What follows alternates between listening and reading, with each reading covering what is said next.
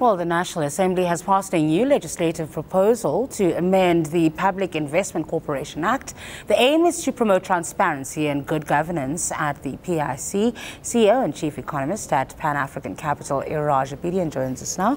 Iraj, thanks so much for your time today. Good idea. And what exactly does it fix?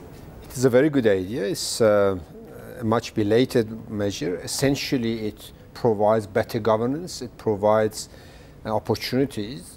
It's a good start. Yeah. I would like to see a lot more representation by the unions, meaning not shop stewards, meaning the unions should nominate who should be on that board on their behalf to take the interest of their members. Remember, PIC manages the pension funds of the people. It's not a fiscal. 2 trillion rand. And it's rising, and of course it's got a huge contribution to make to the welfare of the retired teachers, nurses, public servants. So it's a very, very important step, and it's a very welcome amendment. Where have the bottlenecks been here? Because you always have the Deputy Minister of Finance sitting on the board of the PIC, right? So you'd expect that there would be that level of oversight. But it is big money that we're talking about, and management has a massive delegated authority as well. So where have the gaps been in the way that the PIC has managed these funds? I think the gap has been in the Act itself, because absolutely there is no reason why Deputy Minister of Finance should chair that. It's a fund manager, it's the largest fund manager. You need people who understand fund management, people who sit on that board, ask the right questions. It's not a political issue. The funds under the management of the PIC is not public money, it's private pension money belonging to the members of public service. Therefore, the gap has arisen when in the heydays of political honeymoon, we'd assume that ministers and deputy ministers will always take care of the benefit of the work. And that assumption proved wrong over the past few years.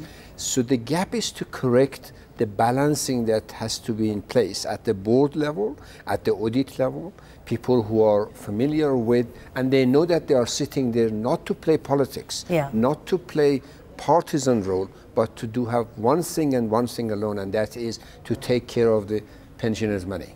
But the board would still be appointed, or at least go through the parliamentary process and then be rubber stamped by a minister, I assume? Well, up to now, it's been quite frankly Deputy Minister, GPF, which is Government Employees Pension Fund trustees, nominating some, but by and large, the ministers have been running the show, appointing people to the board of the PIC and giving the trustees of the Government Pension Fund an opportunity to nominate people. So what we need to do is to make that process a lot more transparent.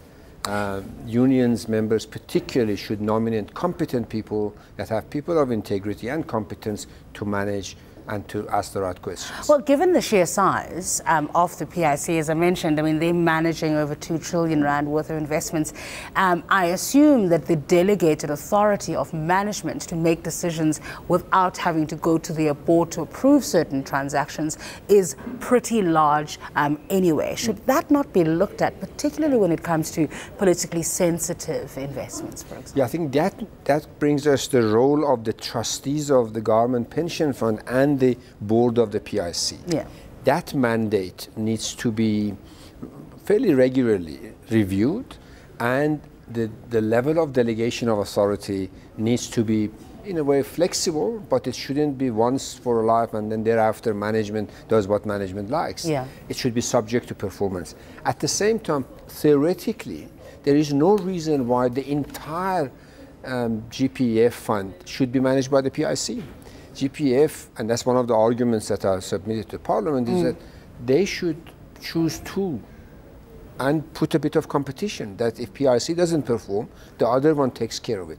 The minute that PIC has got this concept that we have monopolistic power, there's nowhere else to go, really you cannot, that's a big gap. But has it not given them the power then to force transformation, for example? In many listed companies, we all remember there was a time when they really did push the envelope, when a lot of corporate South Africa was resistant to Absolutely, on the transformation and also in terms of environmental compliance. They have a massive muscle. But that muscle needs, when it works beautifully. Yes. And boy, when it goes And it off has the worked rail, well. then billions get lost Yeah. and workers lose. So we need to strike a balance between the two. We'll leave it there. Thanks for your time. Today, CEO and Chief Economist at Pan African Capital, that's Dr. Iraj.